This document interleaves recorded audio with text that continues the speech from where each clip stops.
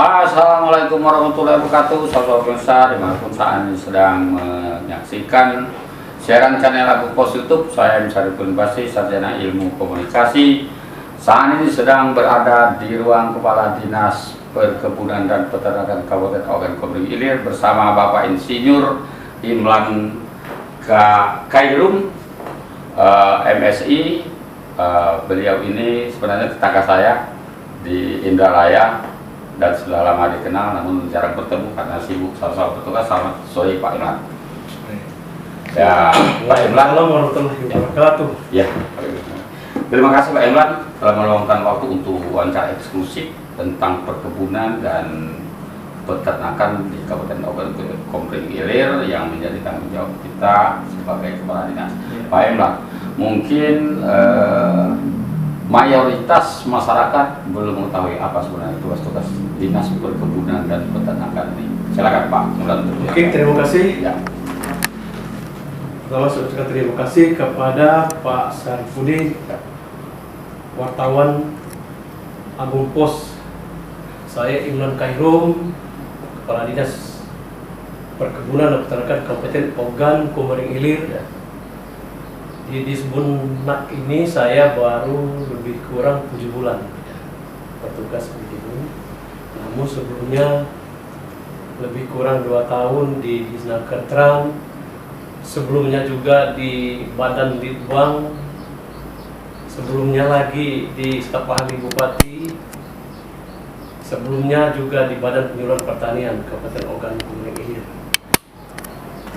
Baik, Lembaga Dinas Perkebunan Kabupaten Ogan Komering Ilir ini sesuai dengan Perda 02 tahun 2016 tentang pembentukan susunan perangkat daerah Kabupaten Ogan Komering Ilir dan Perbuk 85 tahun 2016 tentang susunan organisasi.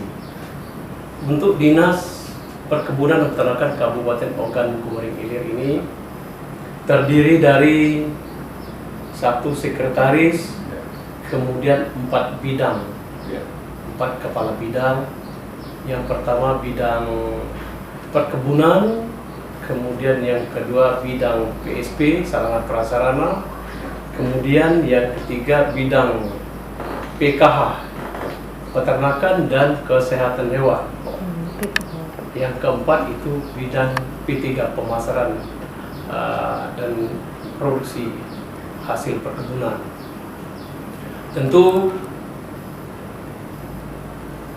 SDM yang ada pada Disbunnak Kabupaten Ogan Komering Ilir ini lebih kurang berjumlah 60 orang, terdiri dari 30 orang PNS atau ASN dan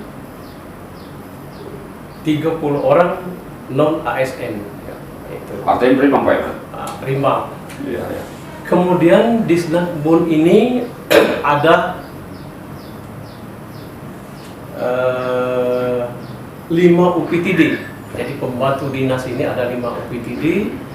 UPTD peternakan dan kesehatan hewan pertama ada di Kaya Agung, kemudian ada di Pampangan, kemudian UPTD yang satunya lagi di Lempuing, yang satunya lagi di Mesuji Raya, kemudian di Kecamatan Pedamaranti. Untuk peternakan. Untuk peternakan, itu terkhusus peternakan. Jadi artinya Disbun dalam melaksanakan tugas pokok dan fungsi itu dibantu oleh para petugas UPTD terkhusus pada itu peternakan. Pak Kadin, berbicara masalah perkebunan, ini perkebunan seperti apa yang menjadi tanggung jawab kita? Jadi perkebunan yang menjadi tanggung jawab kita terkhusus pada perkebunan sawit, kelapa sawit. Kelapa sawit, kemudian karet itu yang mendominan. Kemudian ada lagi jenis komoditas kopi tapi tidak seberapa, ada lada tapi tidak seberapa, tapi yang jadi primadona itu secara nasional Pak Syarifudin. perkebunan sawit ini secara nasional untuk wilayah barat Ya. Sumatera Selatan paling luas. Paling luas. Paling luas. Berkebunan Kelapa luas sawit. hektar. Oh, sawit ya? Sawit terkhusus. Nah, kalau karet artinya berimbang. Ya, ya. Kemudian Sumsel yang terluas itu berada di Kabupaten Ogan Komering Ilir. Oh, Nah, terluas. Nah, sekarang tanaman kelapa sawit ini saatnya replanting. Iya, iya. Artinya peremajaan kelapa sawit Iya. itu sesuai dengan ketentuan peremajaan ini sesuai dengan permintaan, artinya umur 25 tahun. Iya, iya. Jadi rata-rata mulai 2017 kita sampai dengan sekarang melaksanakan replanting dan penanaman kembali. Itu semacam perhatian kepala dinas perkebunan ya terhadap Iya. perkebunan. Selain dari itu mulai membangun kebun misalnya atau ada investor yang datang itu bagaimana perizinan segala macam? Oh, itu menyangkut perizinan, artinya kalau perizinan itu berada di PTSP. PTSP, Tapi persyaratan berdirinya perusahaan itu tentu ada tim. Mulai dari tim lahan, kemudian nanti ada rekomendasi teknis berkaitan dengan pendirian PKS. Jadi kita akan merekomendasi kepada PTSP sebagai salah satu syarat untuk pendirian itu. Artinya dinas perkebunan ini perannya rekomendasi juga ya untuk sebuah investor yang akan masuk sini. Tetap akan kita rekomendasi. Akan direkomendasikan dengan persyaratan Dengan persyaratan dan ketentuan yang berlaku. Ya. Kalau di Kabupaten Ogan Komering Ilir ini kan banyak rawa-rawa. Ya. Hutannya hutan gambut. Apakah masih memang layak untuk ini? Tidak terganggu perkebunan karet maupun sawit bagi investor. Oke, terima kasih. Ya. Memang Kabupaten Ogan Komering Ilir ini lebih luas dari Provinsi Bengkulu, lebih kurang 19.000 km persegi. Ya. Sedangkan kalau Bengkulu 18.000 km Ya, persegi. Jadi terdiri dari perairan. 70% itu terdiri dari perairan rawa. Ya. 30%-nya itu darat. Daratan. Nah, artinya salah satu komoditas yang memang cocok untuk dikembangkan itu didominan oleh perkebunan. Kemudian memang ada yang memang untuk pemeliharaan budidaya ikan, apakah di keramba ataupun memang ikan-ikan alam yang memang setiap tahun itu dilelang. Perhatian, berbicara perhatian masalah perkebunan, ini kan banyak investor. Kalau pribadi mungkin ya kita mengerti mungkin perlu mendapat perhatian pemerintah. Nah, bagaimana dengan investor-investor dan bagaimana juga dengan perkebunan pribadi? Perhatiannya seperti apa? Jadi kalau yang ini setiap investor yang masuk itu kan ada ketentuan. Ya, ya. Pak Haji. Artinya perusahaan itu harus ada inti dan plasma. Jadi yang plasma ini punya masyarakat punya lahan, dan ketentuan di permintaan itu artinya memang salah satu syarat perusahaan itu harus membangunkan plasma. Nah, itu yang bermitra dengan perusahaan. Yang memang di luar itu artinya memang dia artinya mandiri kan, kelompok tani mandiri. Ada berapa banyak perusahaan investor perkebunan itu di Kabupaten Ogan Komering Ilir? Untuk Kabupaten Ogan Komering Ilir, total perusahaan itu lebih kurang 55 perusahaan. 55 perusahaan. Satu perusahaan yang bergerak di bidang tebu. Itu berada PNS, berada di Kecamatan Sungai Menang, berbatasan dengan Provinsi Lampung. Oh, artinya ada tebu di perbatasan? Tebu itu. Bukan cuma di Citamanis? Bukan. Itu tahun ini sudah tahun kedua berproduksi. Sekarang ini kemarin uji coba. Produktifnya bagaimana perkebunan baik sawit maupun tebu tadi? Kalau tebu juga pertumbuhannya bagus. Dan hasil produksi bagus, hasil uji coba kemarin juga bagus. Kemudian kalau sawit memang cocok dan produksi Ya. sangat tinggi kan. Itu. Berbicara masalah pengawasan seperti apa yang kita lakukan kepada mereka? Kalau kepada perusahaan artinya kita koordinasi sesuai dengan amanat permintaan 98 terhadap perizinan perusahaan. Perusahaan harus menyampaikan laporan kepada kita. Jadi laporan itu menjadi acuan kita kepada perusahaan-perusahaan dan tentu mematuhi permintaan itu. Apalagi kemarin kami sudah melaksanakan rapat koordinasi dengan seluruh perusahaan di Kabupaten Ogan Komering Ilir. Artinya kami ambil yang perusahaan memang ada aktif, ada kategori 36 aktif, selebihnya itu tidak aktif. Artinya mereka yang tidak menyampaikan pelaporan dan memang kondisi perusahaan memang ada yang kolab itu kan. Kalau yang seperti itu biasanya kita mengambil tindakan pencabutan atau dikasih mungkin semacam pembinaan atau gimana? Kalau yang memang tidak aktif lagi perusahaan itu artinya tetap nanti ditinjau izinnya. Izinnya karena izin mereka ini bila dia memang tidak aktif lagi artinya mungkin tidak akan diperpanjang mereka. Kalau ada investor baru mungkin investor baru ya atau memang seperti perusahaan yang Gading Cepaka sekarang kan itu kita dengar karena kondisinya sudah hampir kolab itu mungkin take over kan. Take over. Tapi 33 tadi aktif. 36. Oh 36 aktif. Artinya seluruh keperluan pegawai plasma segala itu aktif. Kemudian pihak di samping kita melaksanakan pembinaan terhadap KOD yang bermitra dengan perusahaan berkewajiban untuk memberikan pembinaan kepada KOD karena buah sawit KOD ini itu masuknya ke PKS perusahaan itu kan. Menurut catatan kepala dinas, di sini kan ada 16 kecamatan. 18 kecamatan. Apa di setiap kecamatan itu ada perkebunan sawit? Ada investor saya.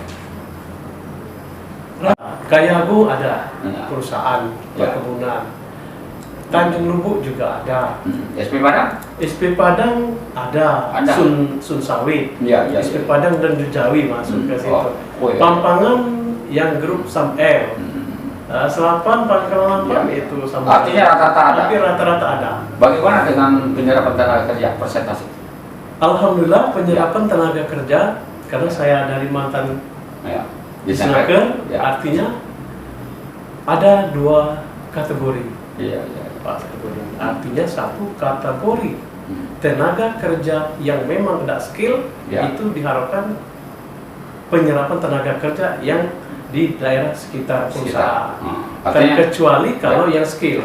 Yang skill memang masih diambil dari pihak luar. Namun kita harapkan kepada perusahaan artinya kan sembari diberikan edukasi, pendidikan, pelatihan.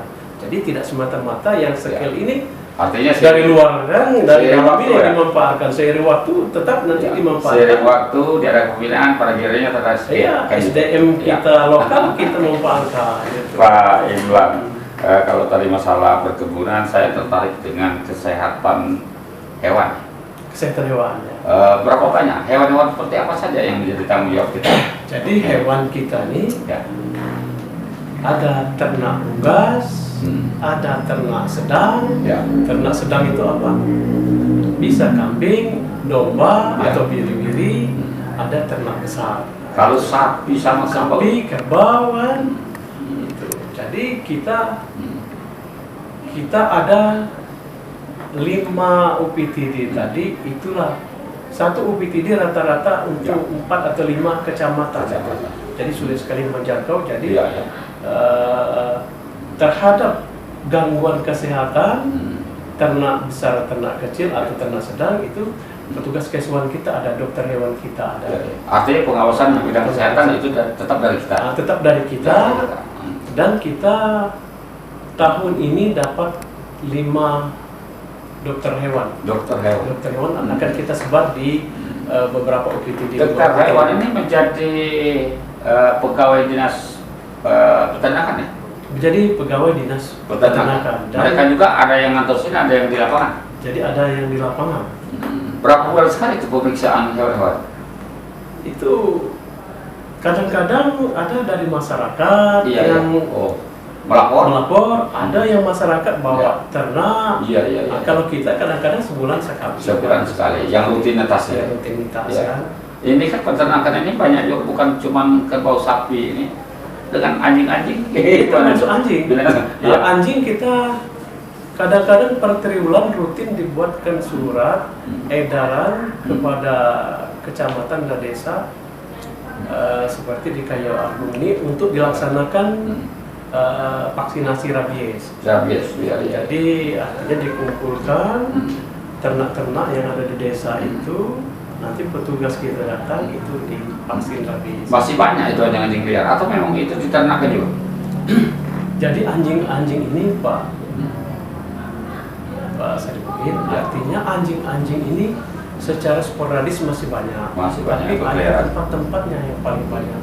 Itu di SP, karena di situ banyak orang-orang Bali di situ. Nah, situ banyak. Tapi ada secara sporadis terpencar, tapi tidak apa namanya jumlahnya variatif lah. Tapi tetap ada yang menjadi pengawasan kita. Tetap menjadi tugas pengawasan kita vaksin, baik itu anjing, kucing yang bersifat akan menularkan. Itu bayar nggak itu kalau mereka dalam pembelian kesehatan? Nah ini Pak Haji. Jadi kalau dia dana pemerintah itu tidak bayar. Nggak bayar. Tapi kalau kayak dokter, ini kan sama dokter medis kesehatan, medis kita. Kalau dia di luar jam dinas atau biaya dia sendiri beli obat, mereka bayar. Tapi kalau yang memang biaya kita itu artinya dokter itu ada waktu-waktu juga ya. Ada waktu dinas, ada habis jam di luar dinas. Iya, kadang dipanggil sama kayak dokter kesehatan itu kan, dipanggil. Berapa banyak itu tenaga dokter itu, dokter hewan? Dokter hewan kita yang baru ini 5 orang, ditambah yang lamanya 1 dokter, kemudian 1 yang honor PNS. Yang lain itu sama kayak kesehatan itu, menteri kesehatan hewan. Jadi paramedik tapi bukan dokter. Kalau penangkaran buaya itu masuk jenis hewan juga itu?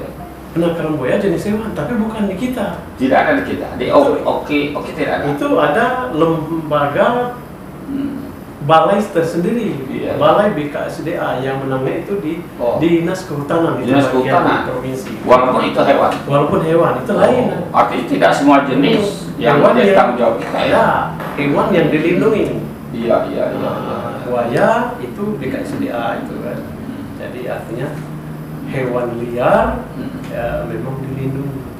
Jadi bukan kita ada batasan. Itu hanya batas ternak-ternak seperti kambing, sapi, domba, ayam, bebek, lainnya itu termasuk ternak kambing, kucing, nah kita itu anjing. Artinya kita ini pengawasan ya. Artinya kita tetap lebih banyak pengawasan dan pelayanan kepada masyarakat tentang baik perkebunan maupun peternakan tadi. Pak Imran, di ujung waktu mungkin ada yang perlu disampaikan kepada masyarakat, terutama masalah kehewanan karena banyak anjing berkeliaran, juga perkebunan mungkin ada investor yang nakal, misalnya ada perizinnya yang sudah hampir habis atau gimana, mungkin silakan Pak untuk ini. Oke, terima kasih. Tentu sehubungan dengan wawancara eksklusif ini, tentu kami himbau kepada masyarakat Kabupaten Ogan, Kumring Ilir. Artinya kita sedia payung sebelum hujan, karena kita amati Kabupaten Ogan Kumring Ilir luasnya lebih kurang 19.000 km dan terdiri dari 18 kecamatan. Tentu secara terpisah banyak sekali ternak-ternak anjing yang liar. Nah ini kita himbau kepada masyarakat agar anjing maupun kucing yang sifatnya akan menularkan rabies ini akan dilaksanakan vaksinasi. Dan kita rutin dari UPTD untuk melaksanakan vaksinasi itu di kecamatan dan desa-desa. Itu suratnya kadang-kadang kita sampaikan kepada kepala desa itu rutin. Karena kalau sudah terkena rabies gigitan itu ya susah sekali kita. Jadi artinya peran pemerintah desa untuk masalah hewan tadi itu tetap diminta berperan aktif. Dia berperan aktif dan koordinasi bekerja sama tanpa kepala desa ya masyarakat ini kan tentu ada semacam perhatian dan dorongan. Ada sebenarnya, ya. Kita siap dan kita sudah laksanakan sesuai dengan tugas pokok fungsi Dinas Perkebunan dan Peternakan Kabupaten Ogan Komering Ilir. Masih ada lagi, silakan. Saya kira cukup. Dari bidang perkebunan juga cukup, saya kira. Saudara pemirsa, dalam waktu singkat tapi kita sudah banyak menyerap informasi tentang perkebunan dan peternakan di Kabupaten Ogan Komering Ilir melalui Kepala Dinas Perkebunan Peternakan Bapak Insinyur Imran MSI. Insya Allah ini bermanfaat bagi kita semua dan menjadi pengetahuan baru bagi generasi muda yang akan datang dan yang belum mengetahui. Lebih kurang kami mohon maaf, kepada Allah saya mohon ampun. Kami wassalamualaikum warahmatullahi wabarakatuh. Terima kasih.